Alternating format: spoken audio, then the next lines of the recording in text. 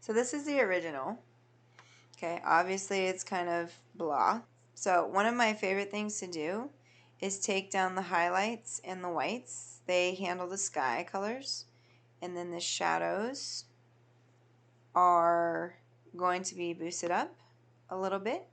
This is also a great way if you want to create a pseudo silhouette. You can just take the shadows down and up.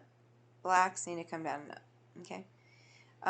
What I can do though, because I don't want to lose information in his face, by taking the black up all the way,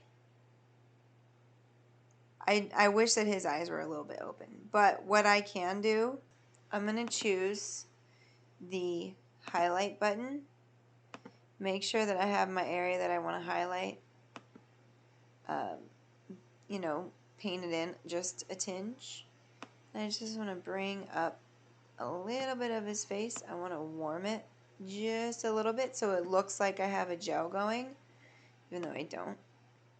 But nobody would know. How would they know? I can also do the same thing to some of the muscles. Obviously, if we were doing a fitness situation, you could do very similar to the muscles, the arms. You could paint on some abs, emphasize the arms a little bit, especially if you didn't have a light shining there. Now, if I even wanted to go even more into the sky, I could take my gradient filter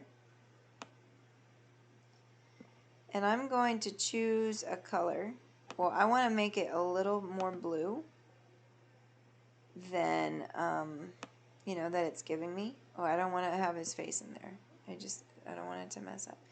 Okay, I want to put another gradient filter down here. And what I'm going to do is I want to bring down that exposure a little bit, but not too much. So this would be before, this would be after. Okay.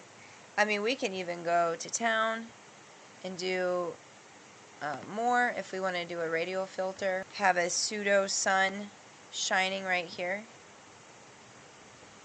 I want to make sure that invert is checked.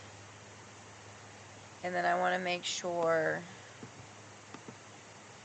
exposure is checked because now it's going to be a big ball. That's kind of cool. So because I chose a luminous mask, it kind of just hides behind him. Then I can make the sunset bigger. Oh, this is going to be sick.